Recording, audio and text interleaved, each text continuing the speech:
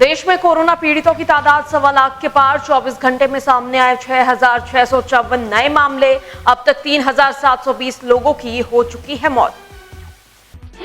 Zoom app की ban वाली याचिका पर सुप्रीम कोर्ट ने केंद्र से मांगा जवाब। दायर की गई याचिका में निजता के अधिकार के हनन का लगाया आरोप।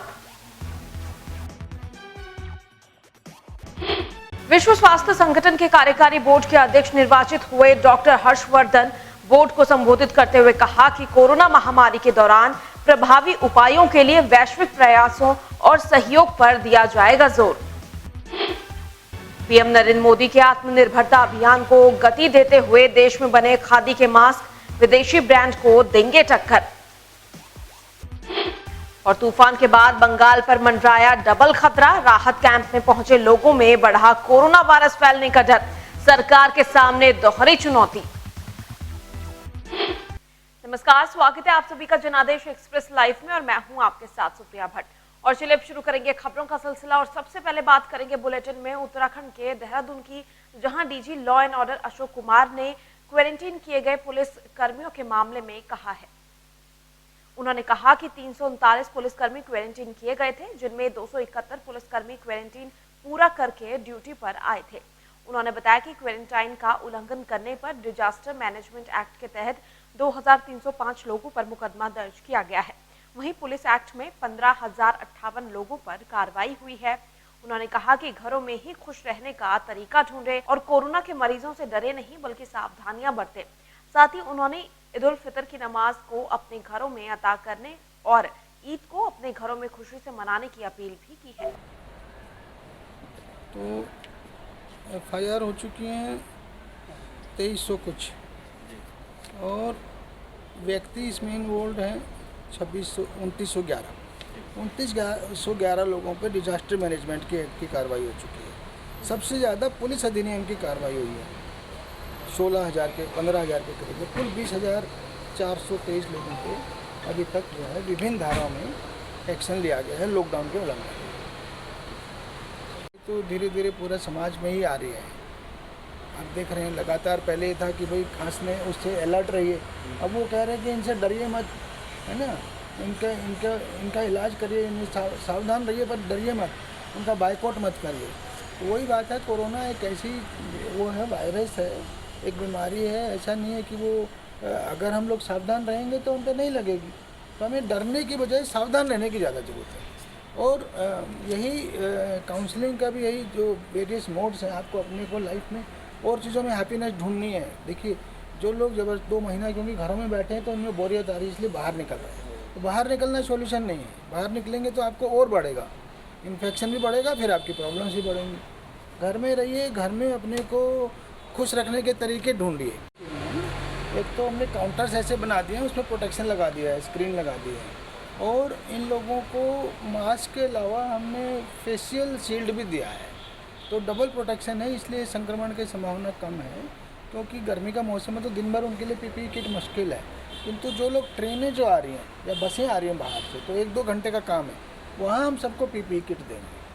आपको बता दें, पुलिसकर्मी जो भी हमें लगता है कि जो डायरेक्ट टच में आया है शुरू से जमात वाले प्रकरण से लेके अब ये घर वापसी वाले लोगों के साथ भी, तो सबको हम सबको क्वारंटाइन में डालते हैं इंस्टीट्यूशनल 14 दिन के लिए। तो अब तक 339 पुलिसकर्मी इंस्टीट्यूशनल क्वारंटाइन में भेजे जा चुके हैं, जिनमें से 271 का 14 दिन का पीरियड पूरा भी हो गया भी हो चुकी है। हमने सभी से ईद के बारे में सतर्कता बरतने हेतु, तैयारी करनी हेतु पूरी बात कर ली है। बाकी आपको पता ही है कि इवन देवबंद ने भी फतवा जारी कर दिया है कि लोग इस बार घरों से ही नमाज़ पढ़ेंगे ईद पे। तो मुझे लगता है कि सब आसानी से और उससे होना चाहिए, कोई बड़ी परेशानी नहीं आनी चाहिए और सब लोग खुशी से ईद मनाएं। यही मैं अपील भी करता हूं, किसी तरह का कोई शांति व्यवस्था की समस्या उत्पन्न न होने पाए। और चलिए अब खबरों में आगे बात करेंगे श्रमिक ट्रेनों के बारे में, जहां श्रमिक ट्रेनों में लापरवाही का मामला थमने का नाम नहीं ले रहा है। लगातार नए मामले सामने आ रहे हैं। इसी कड़ी में उन्नाव रेलवे स्टेशन पर शनिवार सुबह एक श्रमिक विशेष ट्रेन के यात्रियों ने ट्रेन में पानी और खाने की पूरी व्यवस्था न मिलने पर हंगामा और हल्का पथराव किया, जिसके बाद यात्रियों की नाराजगी देख GRP और RPF पुलिस ने उन्हें समझा बुझाकर किसी तरह ट्रेन को आगे के लिए रवाना करवाया। आपको बता दें कि यात्रियों का आरोप था कि वे 4 दिन से यात्रा पर है, लेकिन ट्रेन में ना तो पानी मिला और ना ही खाने की व्यवस्था है। यात्रियों का आरोप था कि शौचालय में भी पानी न होने से समस्या का सामना करना पड़ रहा है। कोई सुनवाई नहीं हो रही है। इसके बाद ही यात्रियों को पानी देकर शांत कराकर ट्रेन को आगे के लिए रवाना किया गया। यात्रियों के हंगामे से स्टेशन परिसर में रखी कुर्सियां और कांच के शीशे मामूली रूप से क्षतिग्रस्त हो गए हैं। तो इसी कड़ी में एक और लापरवाही सामने आई है, लेकिन उसको बताने से पहले मैं आपको यहाँ पर एक गाना याद दिलाना चाहूंगी कि जाना था जापान और पहुंच गए चीन। समझ गए ना? जी हाँ, कुछ ऐसा ही मुंबई से गोरखपुर रवाना हुई एक श्रमिक स्पेशल ट्रेन के साथ हुआ। ट्रेन को पहुंचना था गोरखपुर, लेकिन ये पहुंच गई उड़ीसा के राउरकेला। तो वहीं यात्रियों ने जब ट्रेन को दूसरे रूट पर देखा तो उन्होंने विरोध किया, जिसके बाद हड़कंप मच गया।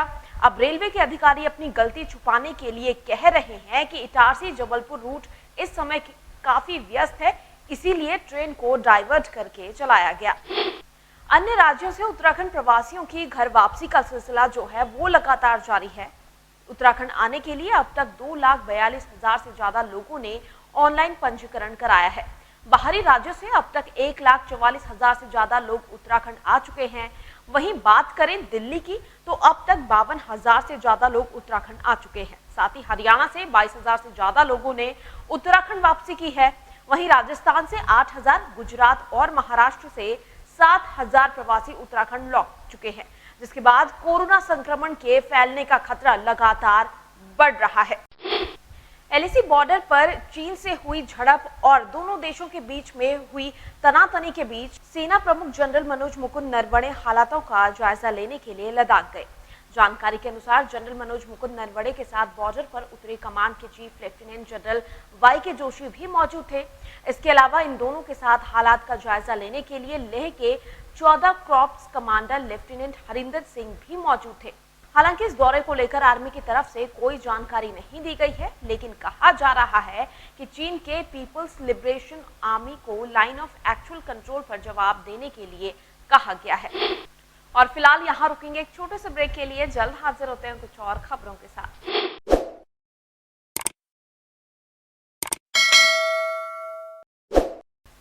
ब्रेक के बाद एक बार आप सभी का फिर से स्वागत है और चलिए अब खबरों में आगे बढ़ेंगे और बात करेंगे बिजनेसमैन अनिल अंबानी की, जिनकी मुश्किलें कम होने का नाम नहीं ले रही हैं।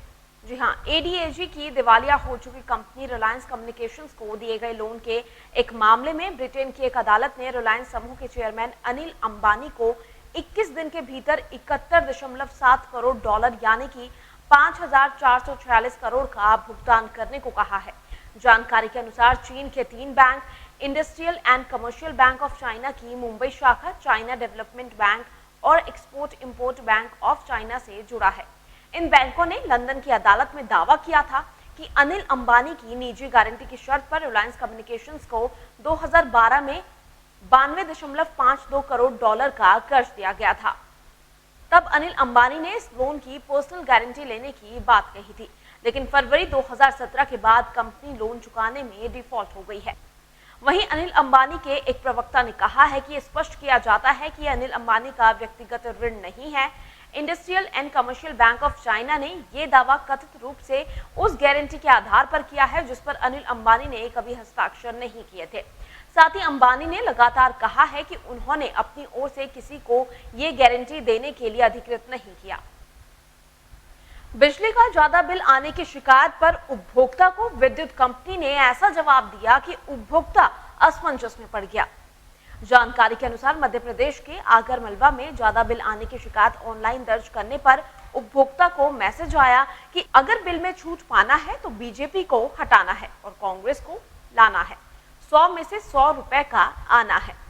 अब आने वाले समय में अगर विधानसभा सीट पर उपचुनाव होने हैं, ऐसे में सरकारी विभाग की ओर से उपभोक्ता को इस तरह का मैसेज पहुंचाने से अब हड़कंप मच गया है, जिसके बाद अधिकारियों को अब तत्काल मामले की जांच के निर्देश भी दे दिए गए हैं। तो मेरे साथ इस बुलेटिन में बस इतना ही। आप बने रहिए जनादेश एक्सप्रेस लाइव के साथ। नमस्कार।